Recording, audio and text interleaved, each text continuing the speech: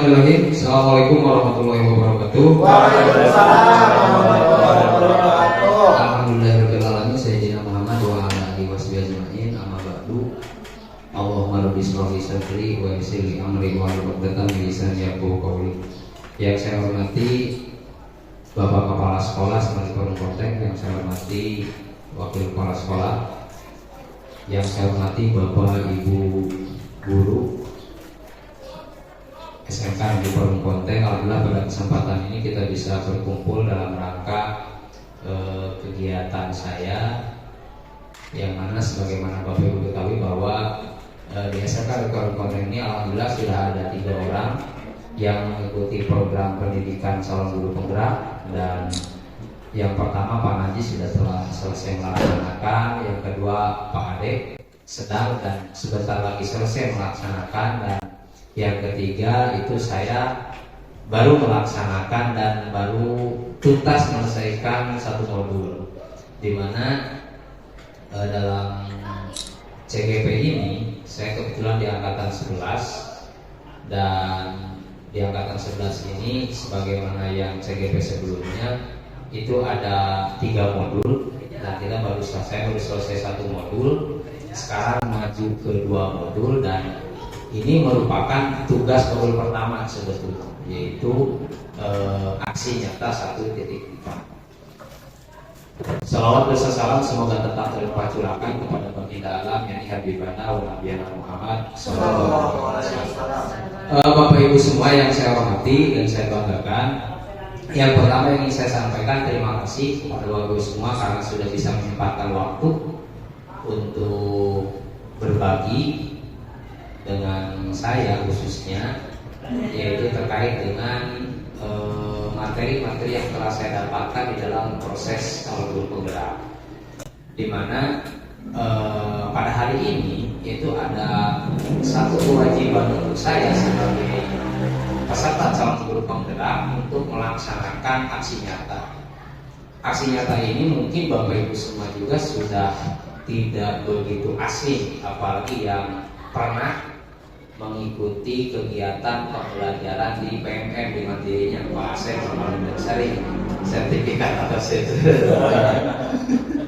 Santai Pak Asep, bahasanya jadi rekam OB gitu ya. Nah, jadi gini, aksi nyata ini merupakan salah satu bukti bahwa ketika kami mendapatkan ilmu dari yang didapatkan, maka harapannya itu adalah bisa berbagi kepada teman yang lain.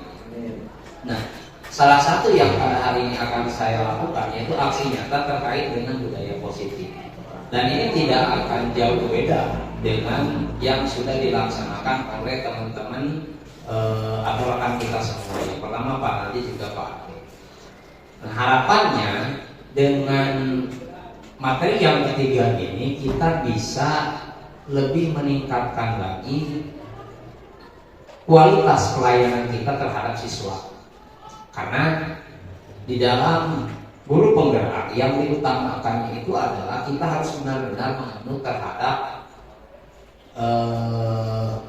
tokoh pendidikan kita, tokoh pendidikan Indonesia itu Ki Hajar Dewantara. Di mana di dalam pesan Ki Hajar Dewantara itu sudah disampaikan bahwa proses pendidikan yang paling baik itu adalah berpihak kepada murid. Ya. Artinya menghambakan murid. Namun pada satu sisi, apalagi kita di tingkat SLTA, karena saya juga mengalami bahwa kita perlu sedikit memodifikasi terkait dengan arti pembelajaran yang berpihak kepada murid. Karena sesuai dengan yang dicita-citakan oleh Ki Hajar Dewantara bahwa salah satunya adalah kita harus bisa menuntut dan juga kita harus menjadi teladan yang baik. Nah, sementara ketika kita mau menghambakan seorang murid, apalagi tingkat SLTA, saya paham itu. Lain lagi, bukan arti mengkerdilkan anak-anak yang sekolah dasar. Ketika sekolah dasar, ketika kita kasih pelotot sedikit pun, terkadang anak-anak nurut. Beda. Ujung baru kayaknya diurang SKPA. Kurang dilemesan terkadang itu siswa bukannya itu menurut dengan apa yang kita harapkan, apa yang kita inginkan, tapi malah mengeluarkan bentuk perlawanan. Artinya perlawanan teh supaya istilah kata-kata tanggung jawab. Nah, dengan adanya diskusi hari ini, dengan penyampaian materi hari ini, mudah-mudahan kita semua bisa dalam rangka ikhtiar menciptakan generasi penerus khusus di SMK Paling Penting yang generasi pelajar yang memang soleh dan soleha. Nah, lanjut saja. Sini sebagai perkenalan mungkin Bapak Ibu, saya rasa sudah tidak harus perkenalan, tidak wajar kalau perkenalan. Nah, di sini aksi nyata modul 1.4 itu terkait dengan budaya positif. Saya CGK angkatan 11 dari Kabupaten Tasikmalaya. Nah, di dalam budaya positif ini ada beberapa poin. Yang pertama, disiplin positif dan nilai-nilai kebajikan. Kedua, teori motivasi, hukuman dan penghargaan dan juga restitusi. Ketiga, keyakinan keras. Keempat, kebutuhan dasar manusia dan dunia berkualitas. Kelima, restitusi, yaitu 5 posisi kontrol, dan keenam masih restitusi tentang segitiga restitusi. Yang pertama itu disiplin positif dan nilai-nilai kebajikan. Disiplin positif dan nilai-nilai kebajikan. Ketika kita mendengar kata-kata istilah disiplin, terkadang kita itu selalu atau membayangkan berasumsi dengan hidup yang tidak nyaman. Artinya hidup penuh dengan peraturan, hidup dengan penuh tekanan, terkadang juga hidup penuh dengan ancaman. Gitu ya, ngarang-ngarang disiplin. Contoh, jangan dulu kepada siswa. Ketika kita sajalah sebagai pegawai, ketika atasan kita menyuruh hidup harus disiplin, datang tepat waktu. Kalau misalkan jadwal jam 7, datang harus jam 7. Terkadang bagi hati yang tidak sadar itu asal dianggap sebuah ancaman, Pak. Ketika orang ismu sudah tante, Aisyah kumaha, kimok atau gimana gitu, atau mau buas itu kan paniknya alabatan nonton telat sholat asar gitu kan. Ya, artinya ketika itu karena apa? Karena memang kita sudah terbawa, sudah kehipnotis dengan aturan-aturan disiplin tersebut. Itu merupakan sebuah ancaman untuk kita. Padahal hal tersebut itu bukan sebuah ancaman, karena memang melatih diri kita untuk bisa lebih baik itu dengan disiplin. Nah, di sini sebagai pendahuluan dalam rangka menciptakan lingkungan positif, salah satu strategi yang perlu kita tinjau kembali adalah penerapan disiplin di sekolah kita. Apakah telah efektif? Apakah masih perlu ditinjau kembali? Apakah sesungguhnya arti dari disiplin itu sendiri? Dan disiplin ini untuk apa? Ketika kita melaksanakan disiplin, khususnya kepada siswa, karena ini kita berbicara objeknya siswa gitu ya. Jadi kita ingin mendisiplinkan siswa. Yang naon atau disiplinkan biar melahirkan nilai-nilai kebajikan. Nah, nilai-nilai kebajikan nanti di depan. Namun sebelumnya, mari kita tanyakan kepada diri kita sendiri bagaimana kita berperilaku. Mengapa kita melakukan segala sesuatu? Apakah kita melakukan sesuatu karena adanya dorongan dari lingkungan atau ada dorongan dari yang lain? Terkadang kita melakukan sesuatu karena kita menghindari rasa sakit atau ketidaknyamanan. Terkadang kita juga melakukan sesuatu untuk mendapatkan apa yang kita mau. Artinya, siswa, cuma saya selalu mencontohkan bahwa kakak murid kurang ngelawe gitu. Terkadang ketika kita melakukan hal-hal yang baik yang kaitan dengan disiplin, satu tidak boleh dipungkiri. Saya aja dulu. Ketika kita melakukan sesuatu hal yang positif, walaupun itu sebetulnya disiplin, terkadang satu tujuan kita hiji hayang kapake pimpinan. Ya kan?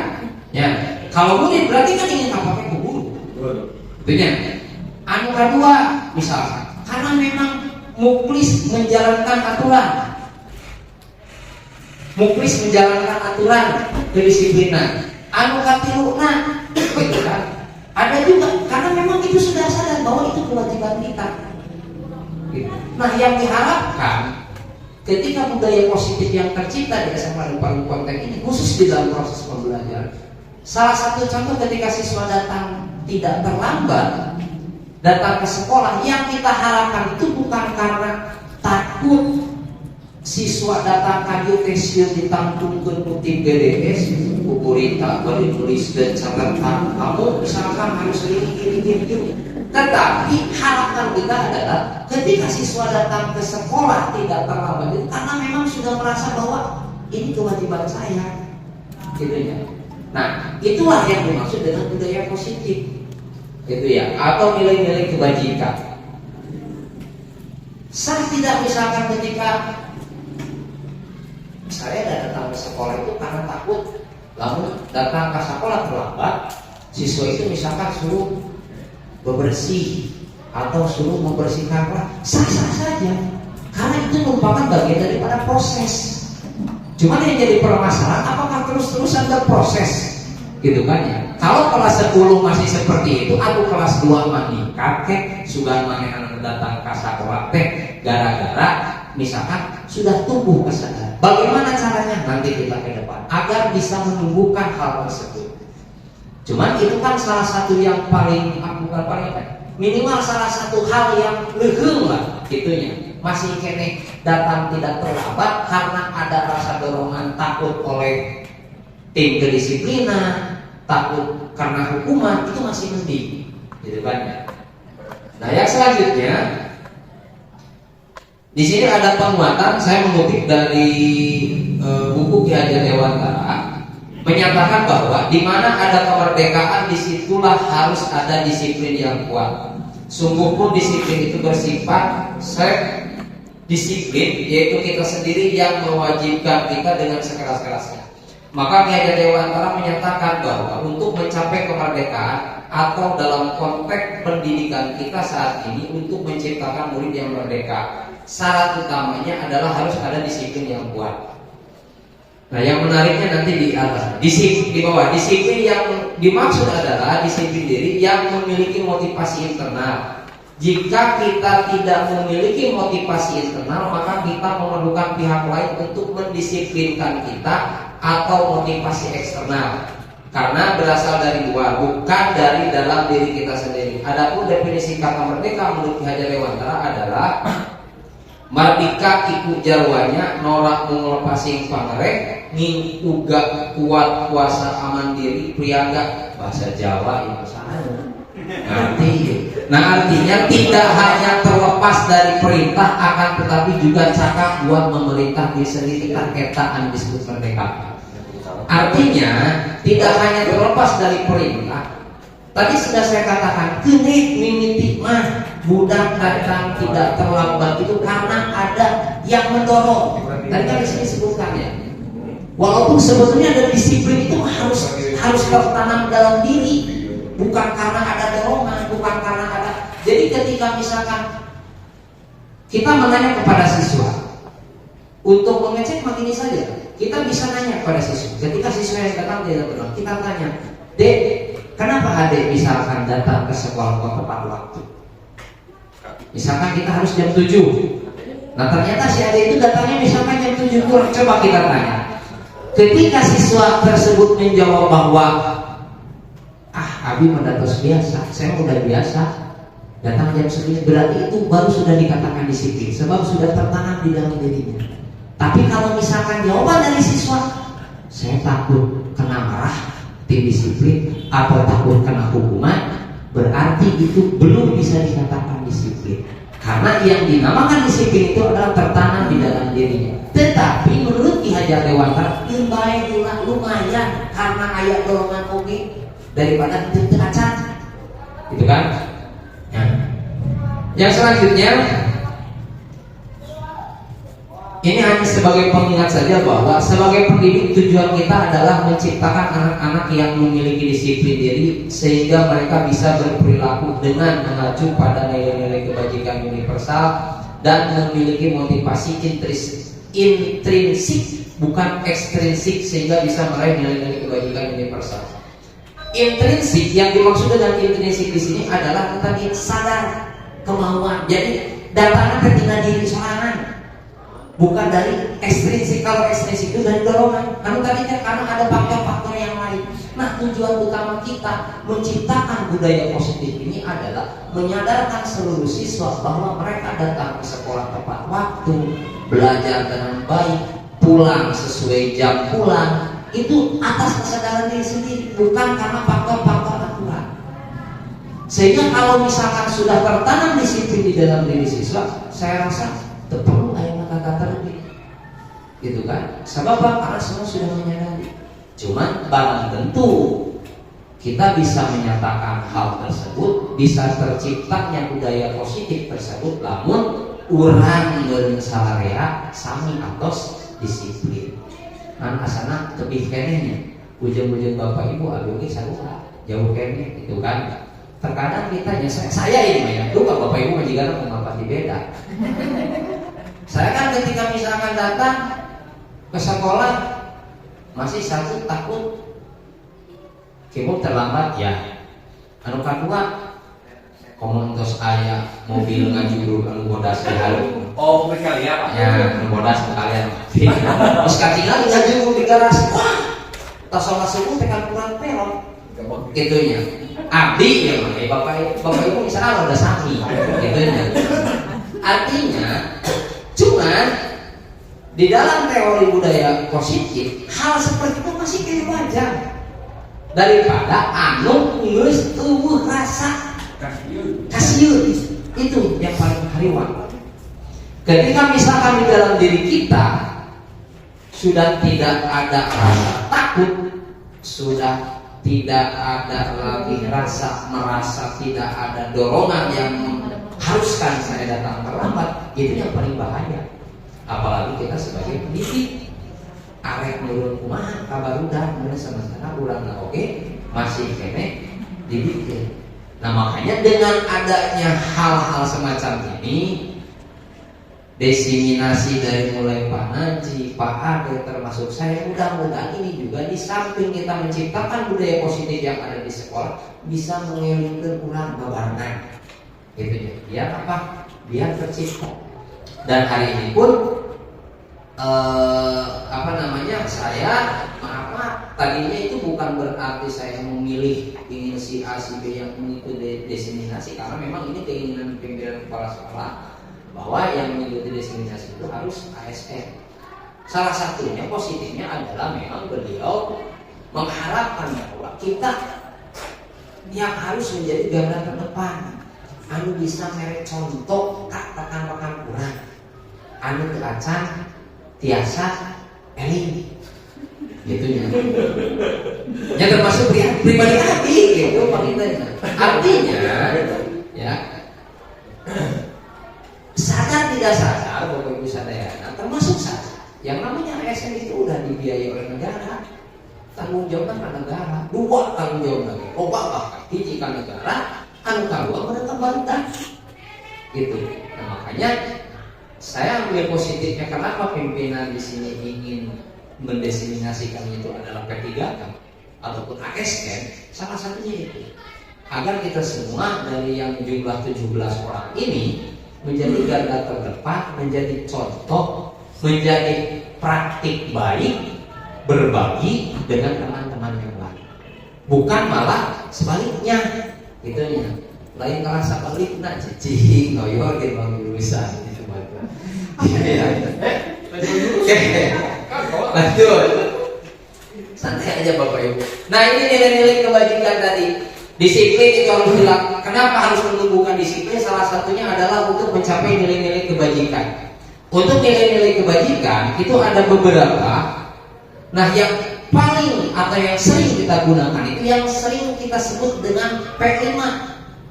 Ya, kata merupakan nilai kebajikan. Profil pelajar Pancasila. 1. Beriman, bertakwa kepada Tuhan Yang Maha Esa dan berakhlak mulia. Mandiri, bernalar kritis, berkebinekaan global, bergotong royong, kreatif dan juga berwirausaha, berketenaga kerjaan kalau di SMK. Nah, disiplin itu apa? Agar mencapai ini. Nah, si budaknya bisa mencapai ini. Ketika misalkan anak sudah disiplin, siswa sudah disiplin, maka P5 ini akan tumbuh dengan sendirinya. Secara tidak langsung, secara kita tidak disadari, ketika misalkan siswa datang, saya mencontohkan karena terlambat sekolah, karena memang itu yang sering kasus di mana-mana itu adalah kasus yang heboh itu pasti datang ke sekolah telat. Logikanya, kenapa misalkan ketika disiplin itu bisa memunculkan nilai-nilai ketakwaan kepada siswa? Satu, ketika siswa tidak terlambat ke sekolah, setidaknya tekad kuda jigana di mana buat melakukan sholat subuh. Nah, sebab dan sejauh-jauh. Tapi ketika misalkan kita esok sana aja ini belum ada survei ilmiah atau analisa ilmiah, ketika misalkan budak anu tidak terlambat berarti ngelaksanakan sholat subuh. Cuma kita bermain logikanya seperti itu aja. Gitu. Kita mau husnudon gitu ya. Tapi baru lain sudon ketika anu terlambat udah sholat subuh gitu ya. Enggak juga gitu ya. Dapat lagi ya sholat subuh nggak sholat tuh pas ketetapan bawa tadi. Jadi mereka di jam 8 gitu ya. Nah itu jadi cuman itu salah satu logika yang mengintegrasikan antara ketika disiplin di dalam siswa sudah tertanam, maka P5 ini akan tumbuh gitu ya. Kedua, mandiri udah jelas. Bernalar kritis, berkebinekaan global, bergotong royong dan juga kreatif. Itu sudah pasti. Maka ketika disiplin, karena bukan sangat tidak mungkin ya, aneh sekali ketika siswa bisa menerapkan yang P5 ini tetapi di dalam dirinya itu tidak disiplin. Maka apalagi khusus untuk SMK ada yang disebut nilai ketenaga kerjaan, arek digawe kumaha disiplin bagian itu gitu kan ya. Nah jadi sekali lagi bahwa tujuan daripada disiplin ini adalah ingin memunculkan nilai-nilai kebajikan yang ada. Selanjutnya yang kedua, tadi itu disiplin. Yang kedua yaitu teori motivasi, hukuman dan penghargaan dan juga restitusi. Nah di sini merupakan hal-hal yang sebenarnya sering sekali yang kita temui di sekolah ini. Jadi selama ini ketika misalkan kita menjadi pas kebagian jadi tim GDS, ketika kita memberikan apa yang disebut pada lain sanksi hukuman, justru saya nggak mau menyebutkan eta. Ketika siswa mendapatkan tindakan, dari kita, kan terkadang saya suka memperhatikan ini yang real aja ya, real. Memperhatikan tim GDS itu hanya terkadang cuma catat, terus apa saya buka kemana terbetuin catatan, betulnya, ya duka dipasihkan ke mana? Gitunya. Kalau misalkan ke tim BP, tim BP itu dari rumah aja tuh ya, bukan di kita dirasakan. Gitu kan ya. Atau misalkan ayah pernah beberes WC, tindakan nanti, abri, WC Andri tahu balik. Nah, duka ada jika anu terlambat nanti catatan nanti kapan Andri kita mau nanti, gitunya. Atau misalkan didiamkan di sini beberapa menit. Nah, itu nanti kita diskusi apakah hal-hal seperti itu asupan kata mana? Cimpunan itu kumaha sih? Gitu. Nah, makanya dengan adanya aksi nyata hari ini, hari kemarin dan juga hari sebelumnya, mudah-mudahan ya sedikit bisa menambah. Kalau secara langsung berubah, saya pun pesimis, Pak. Ketika misalkan di sini hanya 3 orang yang mengikuti CGP, itu saya tidak begitu baik berbuat banyak, berharap besar akan mengubah paradigma perubahan di sini. Makanya saya sangat mendorong dulu Pak Sep, saya itu gini ketika melihat Pak Naji ngiringan CGP, ya, katuturkan ku Pak Ade, ngomong aku dengan jelema, karena orang kariwirimu, tungtung nampak bagian oke. Kalau Bapak Ibu, ini sekedar informasi ya internet. Saya itu sudah mengikuti 3 kali seleksi CGP dan disengaja saya nggak ikutan karena memang karena kesibukan saya, tapi menurut takdir harus mengikuti dan ketika masuk, benar, kerasa gitu. Alasan yang pertama ketika saya mengikuti CGP adalah minimal saya bisa melihat diri saya sendiri jauh anu disebutkan guru. Wah, yang ulama gitu ya. Jauh.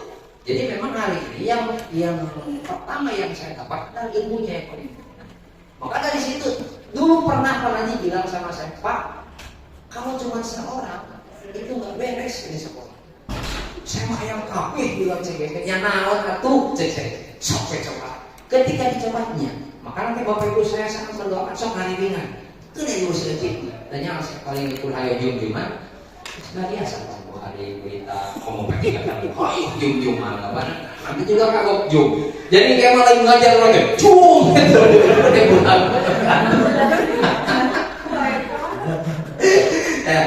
Cuma kan jum itu kayak manfaat sebenarnya Pak Jis. Kurang kayak ilmu anu masuk. Nah artinya saya tersadar karena sama modul buka kan modul 2 modul 3. Karena saya di modul 2 duka gitu ya, suasana di modul 1 duka memang masih enak, entah di modul 2 modul 3. Cuma di modul 1 itu memang penuh dengan ingin menyadarkan bahwa orang teh geus bener can jadi guru teh gitu kan. Walaupun saya udah sadar ketika tadi kita can bener ngan bukti sadar teh mungkin nya bener tapi gitu ketika mempelajari nah salah satunya di hal-hal ini kita kan sering menjadi penghukum ya. Ketika misalkan anak tidak mengerjakan tugas, baju dikeluarkan kan seolah-olah orang teh siga penghukum we. Nah itu baju kenapa dimasukkan gitu ya. Karena kita lari karena ada sawaran jika kirim sekolah batur gitu ya mah pusat atau segimana lah gitu ya. Nah, yang selanjutnya kita ke depannya diskusi. Nah, di sini ada contoh. Mungkin sudah sering kan Bapak Ibu mendengar mencatat 100 kali di dalam buku dengan kalimat saya tidak akan terlambat lagi gitu ya. Jadi ini merupakan ungkapan tindakan Bapak Ibu guru kepada siswa yang tidak mencatat gitu ya. Kan sekarang kita tindakan mana gara-gara kamu gara-gara nggak mencatat, tulis di dalam buku kalimat saya tidak akan terlambat lagi 100 kali misal. Nah, kalimat ini masuknya karena naon? Kan aya anu disebut hukuman, aya anu disebut sanksi, itunya ada juga yang disebut konsekuensi. Udah apa? Jadi jangan sampai tidak serta-merta tindakan yang kita berikan kepada siswa itu merupakan sebuah sanksi. Sebab ada juga yang disebut dengan konsekuensi. Itunya.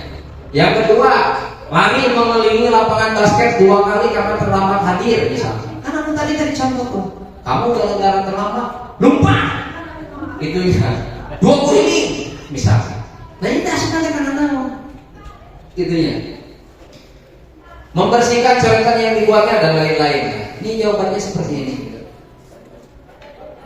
Mencatat 100 kali di dalam buku kalimat saya tidak akan terlambat lagi karena terlambat ke sekolah. Itu maksudnya kepada sanksi. Lalu lupa masuknya karena hukuman gitunya. Nah di antara kedua ini hal yang paling baik itu adalah sanksi ataupun konsekuensi. Jadi jangan menimbulkan rasa di anak itu ketika melakukan kesalahan bahwa itu sebuah hukuman, tapi sebuah konsekuensi. Kumaha carana sebetulnya dengan gaya bahasa, di gaya ngamodifikasi, tinggal ngamodifikasi orang penyampaian. Jadi jangan ketika ini efeknya ketika siswa, murid mendapatkan tindakan dari kita sebagai pengajar, sebagai guru, dia itu merasa bahwa ini sebuah hukuman, itu efeknya akan lain. Ketika dia merasa bahwa oh ini konsekuensi saya terlambat ke kiri, gitu. Paham maksudnya? Ya, jadi maksudnya gitu. Tujuan kita ketika kita memberikan tindakan terhadap kealpaan siswa, kesalahan siswa itu adalah ketika siswa merasa di dalam dirinya itu bahwa ini bagian daripada konsekuensi saya ketika saya melakukan kesalahan. Bukan ini oh iya hukuman kami. Kita lain itu. Yang diharapkan oleh Ki Hajar Dewantara itu adalah ketika mereka menerima tindakan dari kita bahwa oh iya mah konsekuensi abdi kita salah satu pak kalpatan. lain kibar, lain dihukum. Nah, bukan itu bahasa. Sebab ketika kata-kata hukuman identik, siswa itu hiji, ujung-ujungnya kan ada merasa tidak menerima. Anu kaduana bisa wae berbalik dulu. Gitu ya. Tapi kalau misalkan geus ngarasa sanksi konsekuensi, itu akan lain. Kumaha carana? Carana nanti di depan ada yang dimaksud dengan keyakinan kelas. Aya anu disebut kesepakatan kelas. Jadi kita buat dulu kesepakatan. Hari ini pun saya seharusnya membuat dulu kesepakatan. Kesepakatan kelas hari ini, misalkan ketika saya menjelaskan harus seperti apa. Tapi saya percayalah kan Bapak Ibu punya kesepakatan. Nah, kalau misalkan kepada di kelas itunya, kita harus penting sekali membuat kesepakatan sebelum proses pelaksanaan pembelajaran. Agar apa? Agar ketika mereka keluar dari kesepakatan, maka mereka merasakan bahwa oh iya konsekuensinya abdi keluar dengan kesepakatan. Tapi lamun teu aya kesepakatan, ketika kita melakukan tindakan, maka dia akan merasa dihukum. Gitu. Paham Ibu? Ya, jadi nah ini salah satu anu sering kali atau salah satu di antaranya yang menyadarkan diri bahwa sebetulnya hal-hal kesepakatan kelas kita udah buat, cuma kita belum masuk karena kerangka anu benar kesepakatan. Saya yakin Bapak Ibu ketika di kelas misalkan berat, pokoknya lamun jeung ibu, lamun misalkan yang sering nyatet ini, kalau misalkan tanda tangan ibu di buku catatan kalian kurang dari 5, maka nilai kuliah sekian. Misalkan begitu, Sepakat. itunya. Nah, itu sebetulnya kesepakatan. Cuma cara penyampaian itu belum, harusnya itu dilaksanakan di awal. Ketika kita tahu ajaran baru itu lebih bagus. Abdi pribadi, dia bukan mengadakan, saya suka gitu. Beberapa yang kan bahasa memang bukan kesepakatan. Ayo saya masuk ya.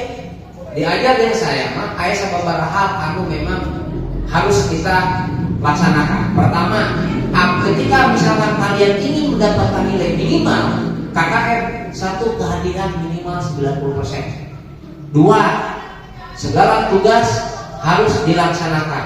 3, minimal melaksanakan ulangan harian sekian kali. Nah, itu sebetulnya sudah kita lakukan, cuman mungkin belum kepada kolom atau kerangka kesepakatan. Nah, makanya jadi Bapak Ibu ketika di awal pembelajaran itu buat kesepakatan kelas. Hari ini misalkan kita akan belajar bahasa Inggris. Misalkan selama pembelajaran bahasa Inggris yang 2 kali 45 menit, kalian misalkan ketika Bapak atau Ibu menerangkan tidak boleh ada yang berbicara. Pokoknya buat ada kesepakatan. Nah, cuman yang harus menjadi catatan, kesepakatan kelas ini tidak boleh satu arah. Ulah datang di ulang ngumpul. Tapi di ajeuna dari anak-anak yang harus datang. Gitu.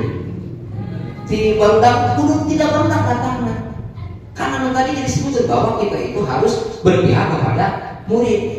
Yang jadi pertanyaan, apalagi kita anak SMA, kumaha cenah lamun kalau luar misalkan kesepakatan di luar modul, di luar nalar urang, ya namanya anak SMA kan pasti.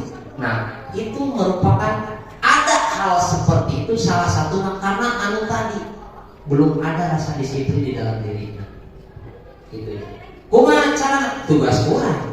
Misalkan si budak itu bisa mengarahkan, karena kita juga nggak harus lemes amat ke budak ogenya, harus ayam cegerna gitunya dan muhabbet halus untuk jalan dan bahasa gitunya kaset ya kasih. Jadi intinya di dalam poin ini tema ini adalah kita harus betapa pentingnya melaksanakan kesepakatan kelas agar ketika tindakan yang didapatkan oleh siswa ketika melanggar tata tertib atau melanggar apapun itu mereka sadar bahwa ini merupakan bagian daripada sanksi atau bagian daripada konsekuensi, bukan dianggapnya adalah sebuah hukuman. Selanjutnya restitusi. Restitusi adalah proses menciptakan kondisi bagi murid untuk memperbaiki kesalahan mereka sehingga mereka bisa kembali pada kelompok mereka dengan karakter yang lebih kuat. Nah, sini Ini merupakan tindakan dari yang tadi, nanti ada di depan. Nah, ini keyakinan kelas adalah metode untuk menimbulkan kembali disiplin positif yang didasari oleh motivasi dari dalam diri. Artinya ketika kesepakatan kelas itu sudah ada,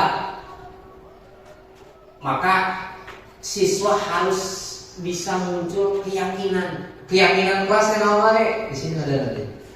Nah, pembentukan keyakinan kelas. Nah, salah satunya adalah ini. Keyakinan kelas bersifat lebih abstrak daripada peraturan yang lebih rinci dan konkret. Keyakinan kelas berupa pernyataan-pernyataan universal, pernyataan keyakinan. Nah, ini baru rumusan-rumusan ketika bulan keyakinan kelas harus seperti ini. Ya, harus lebih konkret, lebih abstrak. Ulah bahasa nakariku tadi harus lebih jelas, gitu kan ya. Konversi pada nilai kebijakan next lama. Nah, kebutuhan dasar manusia dan dunia berkualitas. Sekalian saya istirahat, mari kita tonton dulu ini ya. Kursi mana?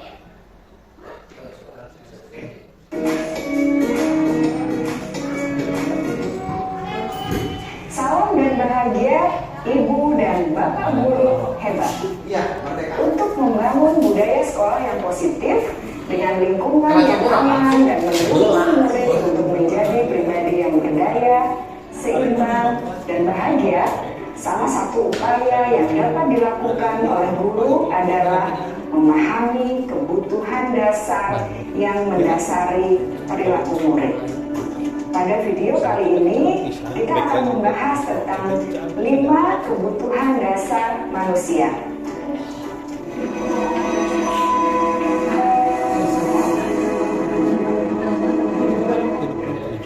Ki Hajar Dewantara dalam salah satu kutipannya menyatakan, kita ambil contoh perbandingannya dengan hidup tumbuh-tumbuhan. Seorang petani dalam hakikatnya sama kewajibannya dengan seorang pendidik yang menanam padi misalnya. Hanya dapat menuntun tumbuhnya padi. Ia dapat memperbaiki kondisi tanah, memelihara tanaman padi, memberi pupuk dan air, membasmi ulat-ulat atau jamur-jamur yang mengganggu hidup tanaman padi, dan lain sebagainya. Ketika guru memahami kebutuhan apa yang mendasari perilaku murid, dan guru berusaha menuntun dan mendukung murid dalam memenuhi kebutuhannya secara positif, pada hakikatnya guru tersebut ibarat seorang petani yang sedang berusaha memahami kebutuhan masing-masing tanaman, dan ia berusaha memenuhi kebutuhan tanaman tersebut agar dapat tumbuh dengan subur dan maksimal. Dr. William Glasser, seorang psikiater dari Amerika Serikat, menyatakan bahwa seluruh tindakan manusia memiliki tujuan tertentu, yaitu memenuhi kebutuhan dasarnya. Ketika kelima kebutuhan dasar telah terpenuhi secara memadai, maka murid akan tumbuh dengan seimbang dan bahagia. Sebaliknya, ketika kebutuhan dasar tidak terpenuhi dengan baik, maka seseorang akan mengalami emosi negatif seperti bosan, sedih, dan kecewa.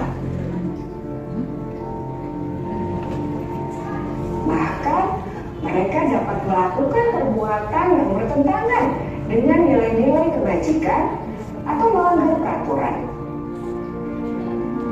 Dengan kata lain, perilaku buruk seseorang biasanya adalah respons dari kebutuhan yang tidak terpenuhi. Namun, mereka tidak tahu cara untuk menyampaikannya. Ada 5 kebutuhan dasar manusia menurut Dr. William Glasser, yaitu yang pertama, kebutuhan untuk bertahan hidup atau survival. Yang kedua, kebutuhan untuk merasa diterima atau love and belonging. Yang ketiga, kebutuhan akan kebebasan atau freedom. Yang keempat, kebutuhan akan kesenangan atau fun. Dan yang kelima, kebutuhan akan penguasaan atau power.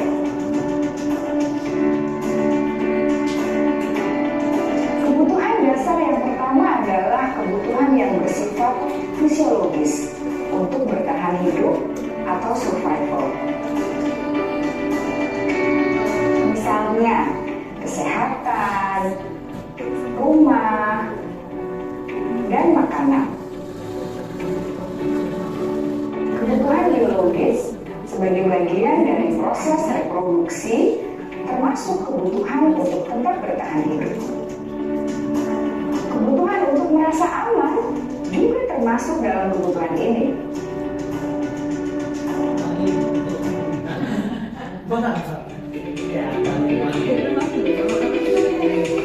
Agar murid dapat belajar dengan baik, kebutuhan mereka akan rasa aman, pangan, sandang, pakai pinjadi harus terpenuhi. yang bapak ibu guruna kita payung Mana lagi mungkin mereka dapat belajar dengan baik jika mereka datang ke sekolah dengan perut yang mau lapar. pada sering diangkalan banyak peringkat lagi sana Setelah kita mengetahui kebutuhan pertama yang sebagian besar bersifat fisiologis, mari kita lihat kebutuhan kedua sampai kelima yang semuanya berhubungan dengan psikologis. Mari kita lihat kebutuhan yang kedua, yaitu kebutuhan akan perasaan diterima oleh kelompok atau komunitasnya atau kebutuhan love and belonging. Kebutuhan ini meliputi keinginan untuk tetap terhubung dengan orang lain seperti teman, keluarga, teman kerja, dan kelompok di mana kita tergabung. Setiap murid ingin menjadi bagian yang berharga dari kelas dan juga sekolah. Mereka juga ingin diterima oleh orang lain dan kelompoknya. Bahkan, murid yang terlihat paling kuat pun jauh di dasar hatinya pasti ingin merasa diterima. Sebagai guru, seharusnya kita dapat menerima murid kita apa adanya, sesuai dengan kodratnya. Karena setiap murid adalah unik. Mereka memiliki kekuatannya masing-masing, sehingga guru seharusnya bisa menciptakan kesempatan untuk murid berkolaborasi. mandi orang kebanyakan unik Emosi satu sama terlalu lain. unik Murid-murid yang memiliki kebutuhan yang besar untuk merasa diterima, biasanya mereka belajar karena suka pada gurunya, dan mereka juga suka bekerja dalam kelompok.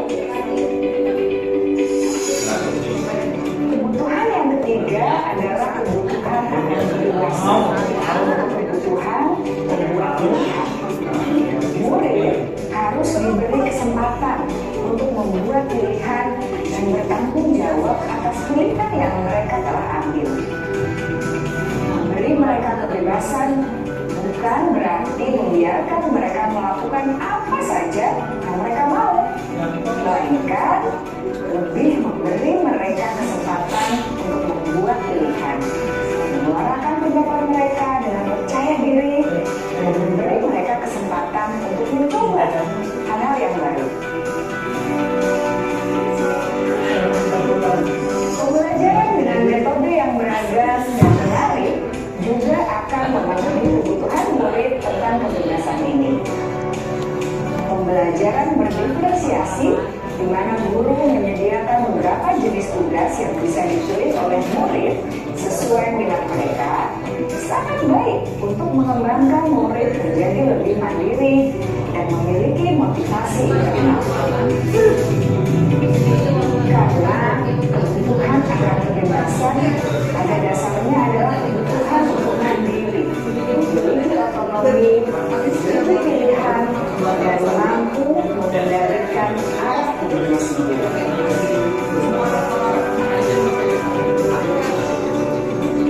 Kebutuhan yang keempat adalah kebutuhan akan kesenangan.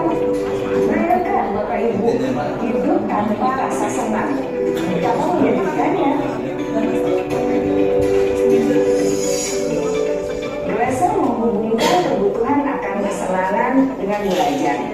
Jangan sepelekan kebutuhan murid untuk merasa senang di kelas. Sebagai guru, jangan ragu-ragu untuk dengan Kalau untuk sengaja masalah memberikan kesenangan di kelas, saya yakin Bapak yang Ibu pasti menyenangkan dalam kelas. ingin memberikan kesenangan kepada siswa. Murid-murid Salah satunya caranya adalah kelas kita tidak masuk kelas. Nah, itu konsep yang salah. Jadi memberikan kesenangan kepada siswa itu bukan meninggalkan kelas.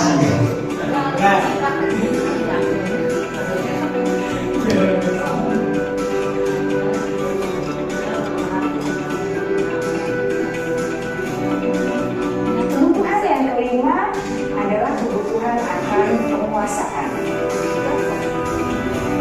Setiap murid memiliki kebutuhan untuk merasa kompeten, menjadi terampil, diakui pencapaian dan keterampilannya, didengarkan, bisa membuat dampak dan pengaruh, dan memiliki rasa harga diri. Mereka sebaiknya diberi kesempatan untuk membuat keputusan tentang hal-hal yang penting dalam hidupnya dan tidak merasa dikontrol oleh sistem sekolah. Saya dan masih Pada murid yang telah menginjak usia remaja, seringkali mereka merasa tidak memegang kendali atas kehidupannya sendiri, karena guru kerap kali berpengaruh dalam mengambil keputusan. Murid-murid yang memiliki kebutuhan dasar akan penguasaan yang tinggi biasanya selalu ingin menjadi pemimpin. Mereka juga suka mengamati sebelum mencoba hal-hal yang baru. Mereka juga perfeksionis dan merasa kecewa bila melakukan kesalahan.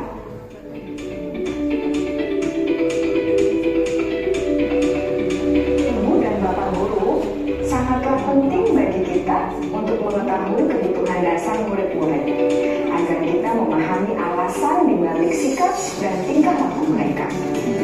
Bila murid berperilaku buruk atau melanggar peraturan sehingga tindakannya tidak sesuai dengan nilai-nilai kebajikan, maka guru harus mencari tahu alasan yang mendasari tindakan tersebut dan kebutuhan apa yang belum terpenuhi.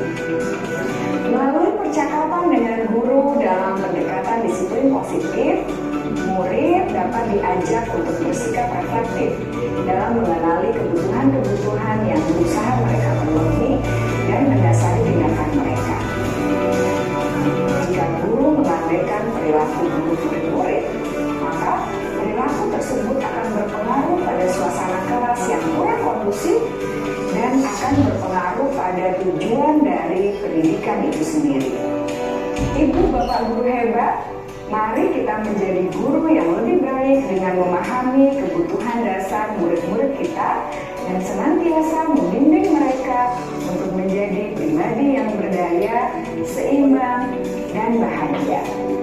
Salam dan bahagia, Ibu dan Bapak guru hebat. Oke. Terusnya ketahui isinya video. Nah, jadi sebetulnya kan yang poin paling utama yang ketika yang bisa saya ambil kalau menurut saya di sini adalah dari 5 kebutuhan murid itu adalah semuanya berkaitan dengan psikologi anak. Karena apa? Penting tadi di kalimat terakhir bahwa penting kita sebagai guru untuk mengetahui ketika siswa ataupun murid melakukan hal-hal dalam tanda kutip yang tidak perlu boleh dilakukan sebagai seorang siswa, kita harus mengetahui dulu sebetulnya. Boleh jadi dari 5 kebutuhan dasar tersebut ada yang tidak terpenuhi, gitu ya. Ada yang tidak terpenuhi gimana? Sebab yang namanya, karena ini merupakan 5 kebutuhan yang tidak bisa dihilangkan. Ini tentang bertahan, yang pertama itu bertahan hidup, kasih sayang dan rasa diterima, kebebasan, kesenangan, penguasaan. Dari kelima ini yang sering kita alami ketika misalkan siswa, karena dari kemarin saya saja selalu berasumsi berpikiran bahwa yang wajib mengetahui penyebab daripada siswa melakukan kesalahan itu hanya seorang atau hanya tugas BP dan DK. Gitu kan ya? Dari kemarin kita itu hanya berasumsi bahwa aku ternyata bagian BPPK. Ternyata kita pun sebagai guru itu harus bisa mengetahui bahwa kunaon sih budak teh bisa kieu, bisi aya di antara 5 kebutuhan itu tidak terpenuhi. Contoh, terkadang suka ada siswa yang masuk pilih-pilih guru. Ya kan? Saya nggak suka nih dengan guru ini mah bolos. Kan suka yang budak teh di jam pelajaran abi mah aya wae, tapi di jam pelajaran si B, Bapak B itu nggak masuk. Bisa kan? Nah, itu kenapa? Bisa jadi dari 5 kebutuhan tersebut itu tidak terpenuhi. Nah, salah satunya mungkin satu, dia itu tidak bisa mendapatkan kebebasan. Kebebasan seperti apa? Kebebasan di sini bukan berarti ketika kita menjelaskan anak bebas kemana-mana, tidak. Tetapi lebih kepada mungkin kita terlalu otoriter di dalam kelas, terlalu memberikan pressure. Sementara kita tahu bahwa dari jumlah 32 siswa di dalam kelas itu otomatis latar belakangnya pasti beda-beda. Terkadang orang tenorangkan seperti kita kasih A asup kasih B macam tentu, sebab latar belakangnya itu berbeda. Nah, maka Bapak Ibu semua kita sebagai guru akan menjadi guru yang hebat ketika kita sudah bisa mengetahui menguasai 5 kebutuhan ini. Itu. Salah satunya misalkan bertahan hidup apa? Lapar. Gitu kan?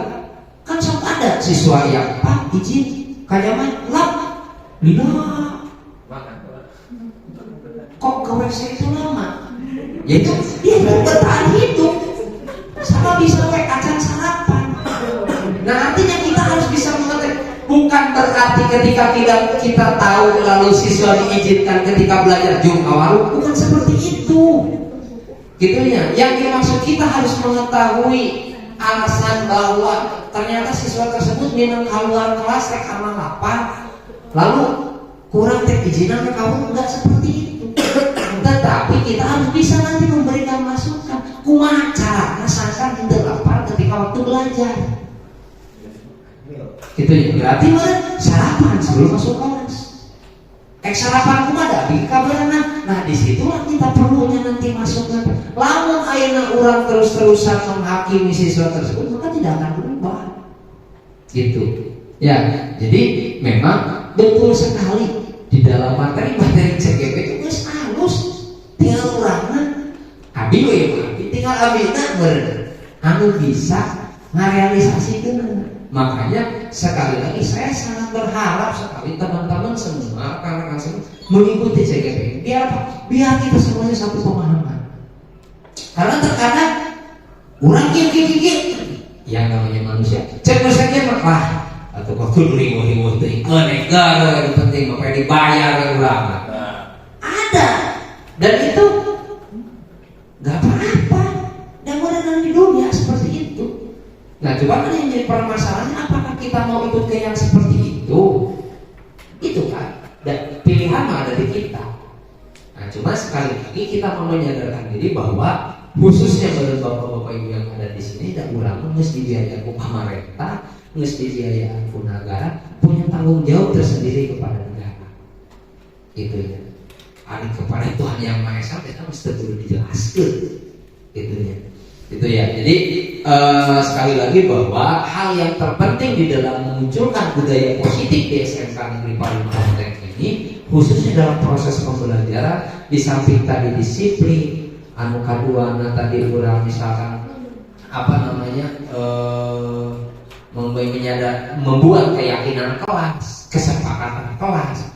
Yang selanjutnya juga kita harus tahu terhadap 5 kebutuhan dasar siswa. Ketika misalkan siswa tersebut melakukan kesalahan-kesalahan. Next, selanjutnya ini tadi sudah dibacakan. Nah, di sini ada 5 posisi kontrol. Ini materi yang terakhir. Di sini ada 5 posisi kontrol dari restitusi, di mana restitusi itu adalah menyetabilkan ketika kita menghadapi siswa yang bermasalah. Yang pertama, yang disebut penghukum. Kedua, pembuat rasa bersalah. Ketiga, pemantau. Keempat, teman. Dan kelima, manajer. Itu ya. Jadi penghukum anu kumaha? Nih, penghukum, seorang penghukum bisa menggunakan hukuman fisik maupun verbal. Orang-orang yang menjalankan posisi penghukum senantiasa mengatakan bahwa sekolah memerlukan sistem atau alat yang dapat lebih menekan murid-murid lebih dalam lagi. Artinya penuh dengan ketekanan. Kedua, pembuat merasa bersalah. Nah, kata-kata seperti inilah. Kalau ketika misalkan pembuat merasa bersalah, ibu sangat kecewa sekali dengan kamu. Berapa kali bapak harus memberitahu kamu ya? Ini merupakan rasa-rasa pembuat merasa bersalah, memunculkan rasa iri di budak ketika orang hukum. Anu tadi mah penghukum yang pertama. Ketika misalkan ada siswa terlambat, orang kalau misalkan kamu ini selalu aja gini, ayo mana teh, ayo keberangan. Ini merupakan salah satu penghukum. Kasus sebab kita menjas bahwa anak itu salah baik. Anu kedua, ayo disebut pembuat merasa bersalah. Ibu sangat kecewa sekali dengan kamu, gitu ya. Jadi ketika orang merek tindakan kepada siswa gitunya, ada aturan-aturan tersendiri, gitunya. Hiji anu ngarasa sebagai penghukum, anu kedua pembuat merasa bersalah, yang ketiga di sini ada lagi sebagai teman, keempat pemantau, kelima manajer. Nah, dari 5 teori kontrol ini, ya 5 posisi kontrol ini, manajer nanti tulis penghukum, pembuat rasa bersalah, teman, pemantau, manajer. Yang harus kita kuasai adalah sebagai manajer. Kumaha sebagai manajer? Pertama, saya tadi yang penghukum. Kalau yang penghukum tadi, kurang langsung ngajas, gitu kan? Mana teh hayo wae kaburangan, elingan, kamari geus nembus ampun, kamari geus segala, itu penghukum, gitu ya. Yang kedua, pembuat rasa bersalah.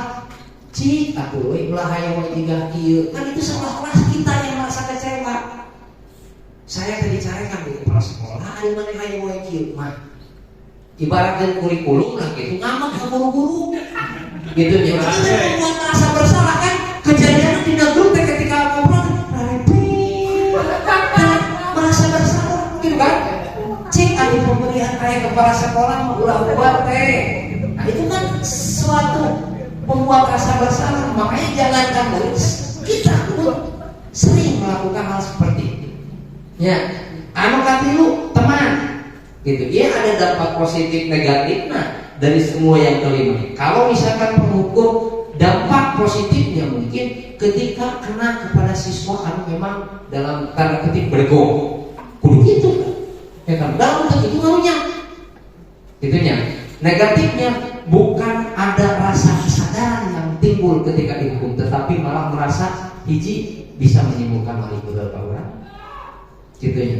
Nah makanya ini semua terjadi ada kaitan dengan tadi urang kudu apal heula hak 5 dasar kebutuhan teh naon tidak terpenuhi teh. Lamun kurang, kalau kita sudah mengetahui yang 5 tadi, maka kita akan bisa memposisikan dari yang kelima ini. Gitu maksudnya. Nah, yang ketiga ini posisi teman. Kalau posisi teman, urang nyeret misal gitu ya. Ketika budak kaberangan cik, aduh euy, ulah kaberangan di dinya mah. Gitunya. Kumaha ketika kita misalkan merasa menganggap teman.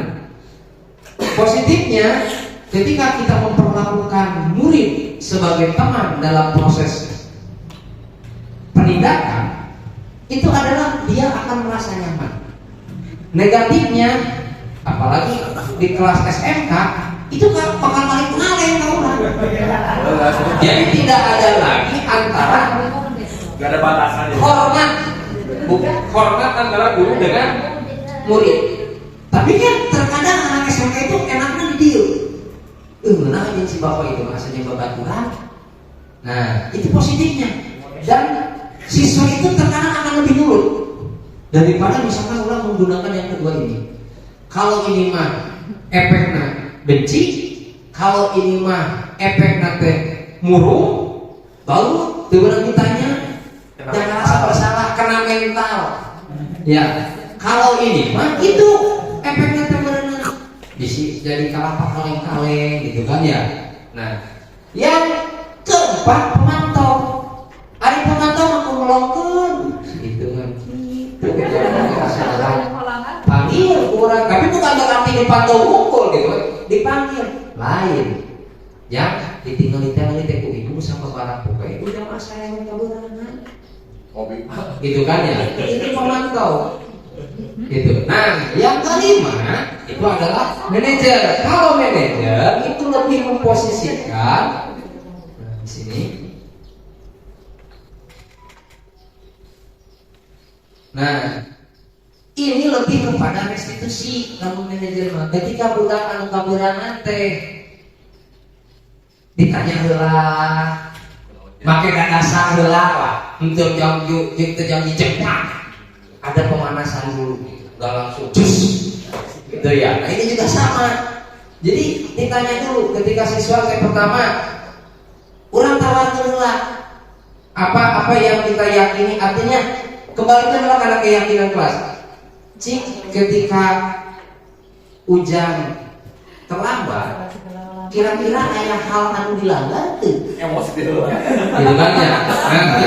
Nah itu yang jadi permasalahannya, apalagi anu datang teh budak kita kene baralah hayang keyakinan terus mulai ini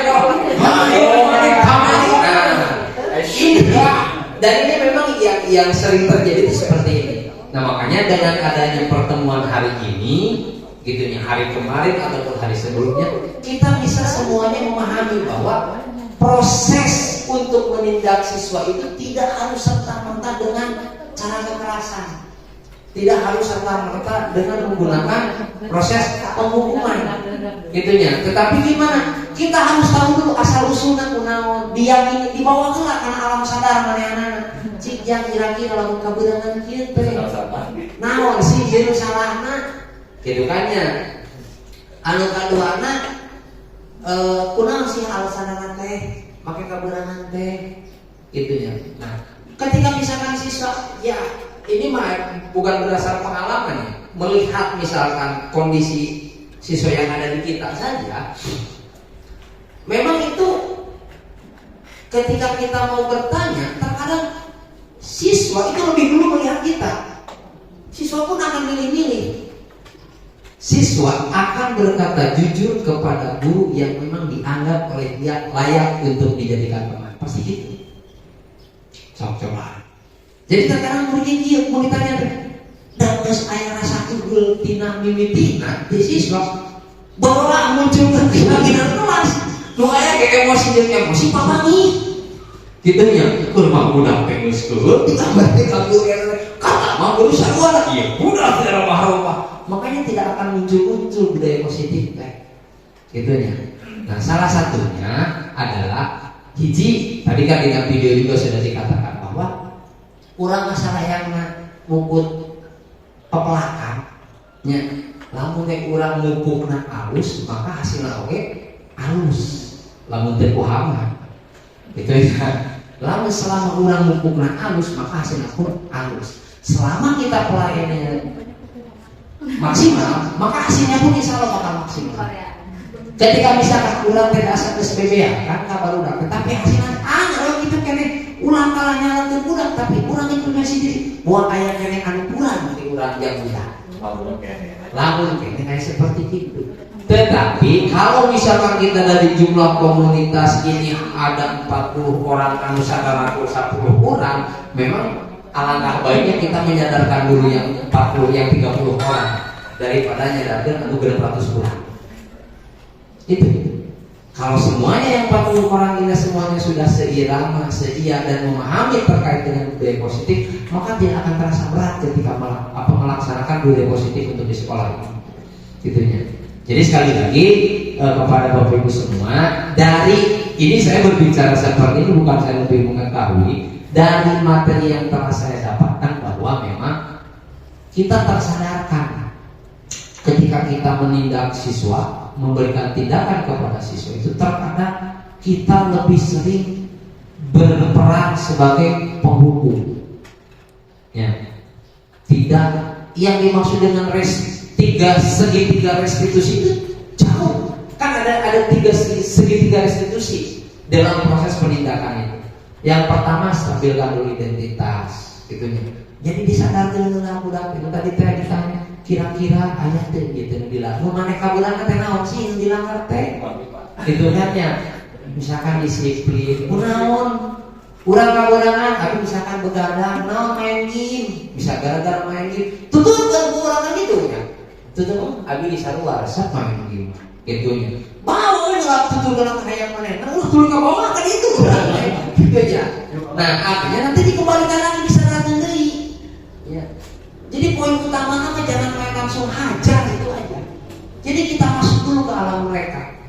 Si hanya menelasi nanti keluar alasan-alasan mereka sehingga orang bakal mengetahui animan kebutuhan tadi. Oh ternyata budak kesini orang lapar dari pengelakir kan gitu bisa gitu. Orang sudah bisa cari solusi. Gitu ya. Nah jadi itu Bapak Ibu.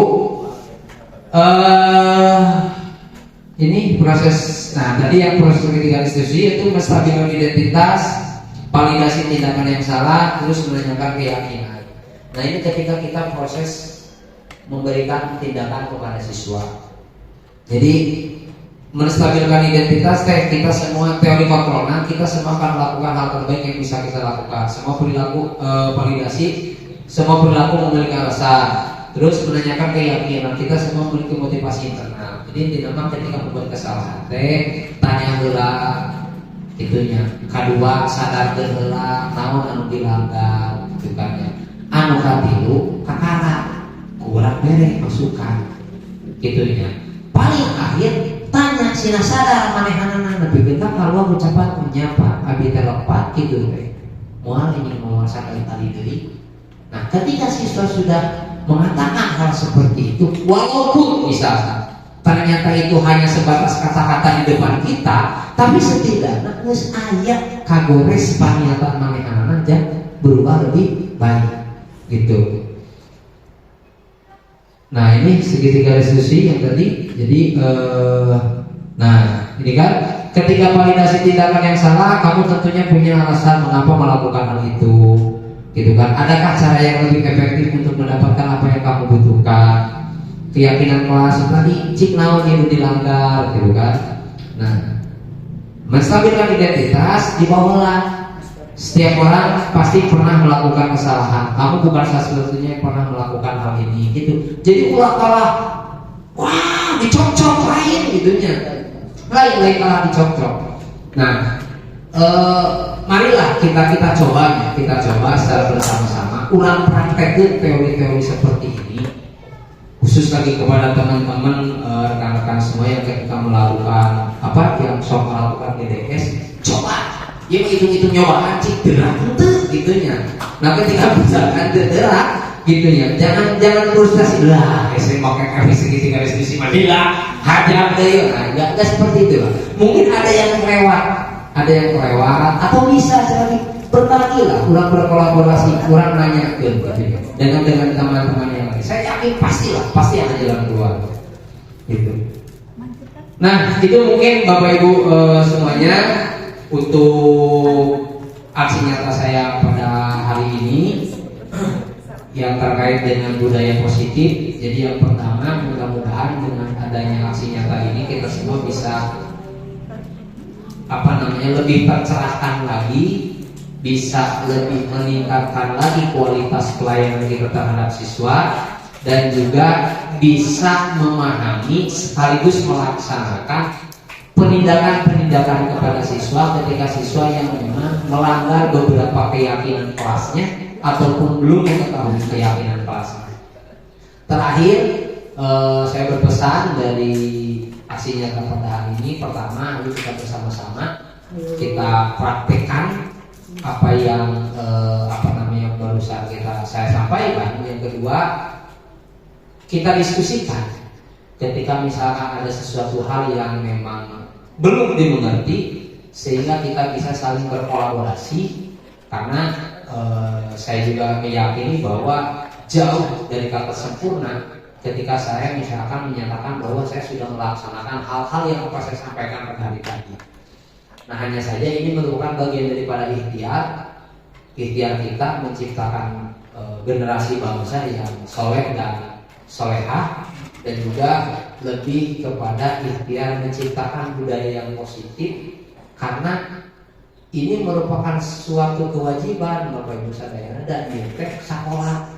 Yang namanya sekolah itu adalah lembaga pendidikan, bukan terminal, bukan juga kebun binatang ataupun apalagi. Sehingga banyak hal-hal yang memang di luar keharusan layaknya sebagai tempat pendidikan. Artinya kita ciptakan sama-sama budaya positif ini dengan langkah awal di kita aja dulu. Kita ciptakan budaya positif ini, itunya, agar kita bisa lebih semangat menciptakan budaya positif yang ada di SMA Negeri Parungkutu. Paling akhir nanti setelah pelaksanaan ini saya akan mengirimkan link refleksi. Mohon kesediaannya Bapak Ibu bisa mengisi untuk refleksi dari kegiatan hari ini, perasaan apa yang Ibu rasakan, lalu misalkan pembelajaran apa yang Ibu dapatkan, lalu rencana apa mungkin ke depannya yang akan Ibu lakukan setelah melaksanakan mengikuti kegiatan aksi nyata ini. Itu saja mungkin yang bisa saya sampaikan. Sebelum saya tutup, barangkali ada yang mau didiskusikan atau ditanyakan, maka Pak Raden.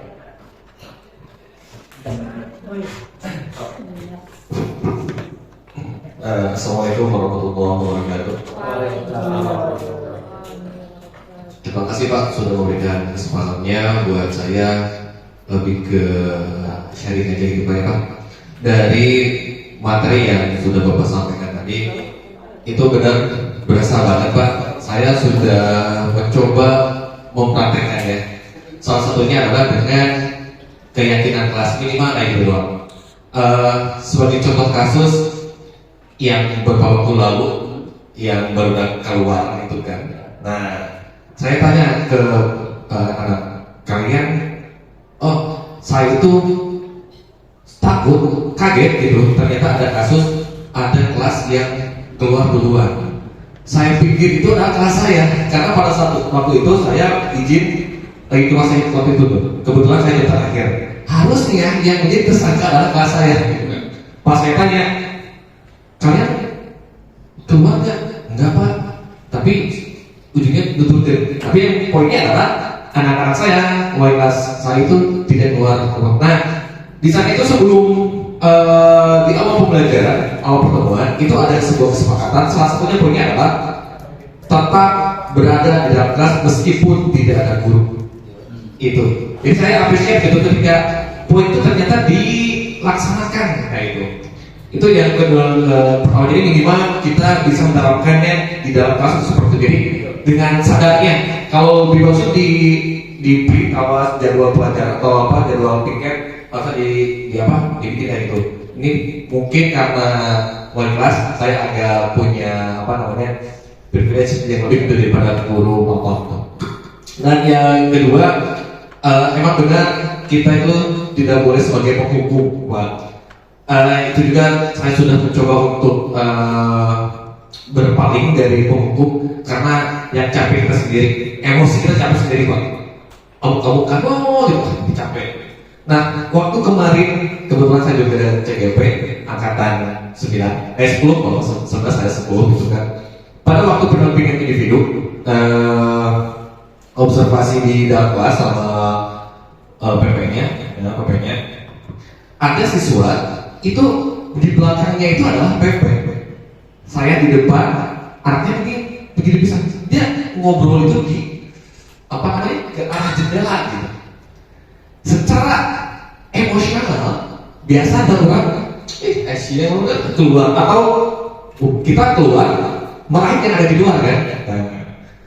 Tapi saya enggak, biarin aja dulu. Karena itu saya lebih ke minta respon teman-temannya. Kira-kira dari teman-teman apa yang dilakukan oleh siswa tersebut kira-kira gimana? Gak sopan Pak. Nah, saya beranggapan bahwa ketika anak mengkritik seperti itu, dia akan sadar, oh benar tuh kita tuh sopan kayak gitu. Dia menjalankan dirinya sendiri gitu. Jadi kalau kita marah-marah, capek banget, setelah udah beres, udah gitu, si ibu nanya, Pak, kenapa bapak tadi kayak gitu? Boleh bu, ada efek CGP. Bener ada, mungkin ada efek CGP. Jadi ya coba aja gitu. Kata si ibunya, Pak, kalau saya pasti marah kayak gitu sama bu, tapi ya ada sedikit efek CGP. Nah, yang kemudian yang ketiga, ya meskipun karena lagi CGP normal sih, ribet-ribet karena serius, sama ribet ngapain gitu kan? Ngajak waktu capek sebagainya. Ya meskipun tanpa disadari, oh ternyata berdampak pada diri sendiri gitu. Meskipun tanpa kita sadari, ya mudah-mudahan yang belum daftar atau yang berjalan sekarang, mudah-mudahan efeknya sama. Yang berbeda efeknya sama, karena yang saya lihat itu kita cuma ngirim tugas aja tanpa adanya diskusi, rukun sebagainya. Itu kalau saya agak sangat disayangkan. Padahal ya meskipun kita secara jelas gitu mau tahu kan materi diapalkan, terkanalan gitu. Tapi lebih ke praktik diskusi sama teman-teman yang lain, sahabat fasilitator dan instruktur, sehingga kita sedikit tergerakkan meskipun tanpa kita sadari. Itu benar Pak, lebih ke apa namanya sharing aja. Terima kasih Pak. Assalamualaikum warahmatullahi wabarakatuh. Siap, terima kasih. Beri aplaus dulu untuk Pak Ade. Nah, jadi memang itu ya betul. Efek yang didapatkan itu adalah lebih kepada kesadaran kita pribadi. Nah, dengan kesadaran pribadi kita itu mudah-mudahan bisa menyebarluaskan kepada teman-teman yang lain. Nah, tadi Pak Ade bahkan sudah pernah mempraktekkan terkait dua hal yang saya pegang. Yang pertama itu tentang kesepakatan kelas, yang kedua mungkin lebih kepada restitusi. Nah, artinya kesepakatan kelas memang itu suatu hal yang wajibnya itu saya yakin teman-teman semua, rekan-rekan semua itu pasti sudah melakukan juga tadi. Cuman kita belum dimasukkan ke dalam kerangka yang sebetulnya kesepakatan kelas seperti apa. Nah, salah satunya itu khusus untuk Bapak Ibu wali kelas, itu silakan tempel di kelas, betul, biar mereka ingat. Jadi biar mereka ingat bahwa oh ini kesepakatan kita. Dan saya yakin dari 32 siswa yang ada di kelas itu tidak semuanya butuh bimbingan. Setidaknya ada yang mengingatkan ketika misalkan melihat itu, ya. Jadi buat sebuah kesepakatan kelas itu memang merupakan sesuatu yang sangat membantu Bapak Ibu semua. Bisa dilaksanakan. Yang ketiga, proses tadi restitusi, betul sekali. Namun cek hawa nafsu mah kita ketika melihat siswa yang di luar kehendak kita itu bisa main langsung. Coba lain ceritanya ketika misalkan Pak Ade kalau yang kejadian kemarin langsung kurang justice didinya, sok sana aja terlepas itu ada CGP atau tidak, maka efeknya akan lain. Dengan efeknya maksudnya tidak akan lain. Siswa ketika melakukan kesalahan langsung ditindak, apalagi kita melakukan sebagai penghukum, terkadang dia sadar pada hari itu sababnya tidak muncul dari dirinya kayak beda, dia muncul dari dirinya tak cara muncul tidak diri nanti mau lu tadi teh stabilkan lah identitas anu kaduana bawa karena keyakinan kelas. Naon sih kira-kira dilanggar gue kencang tadi Bapak menerangkan di hareup kita kalau ngobrol yang di luar kira-kira kumaha sopan, kira-kira kumaha gitu kan, udah sopan, misalnya. Dia kan sadar sendiri. Sopan karasa kurang, ketika urang sadar kesorangan, ujian didorong nanti itu akan nilai keawetannya akan lebih awet. Gitu ya. Jadi sekali lagi terima kasih Pak Ade sudah berbagi untuk teman-teman yang lain. Jadi mudah-mudahan kita semua sekali lagi bisa melaksanakan apa yang memang budaya positif ini bisa tercipta di SMK Negeri Parung Kuantan. Itu mungkin yang bisa saya sampaikan. Mohon maaf atas segala kekurangan. Sekali lagi saya ucapkan terima kasih atas kesediaannya Bapak Ibu semua untuk mengikuti kegiatan aksi nyata ini. Mudah-mudahan apa kebaikan Bapak Ibu semua dibalas oleh Allah Subhanahu wa taala dan juga bisa menjadi nilai ibadah sehingga bisa menciptakan budaya positif di SMK Negeri Parung Kuantan. Saya tutup dengan doa, semoga nanti Nabi hasanah, wakil ada kesanah, wakil anda benar, nanti dari topik walidayah. Assalamualaikum warahmatullahi wabarakatuh.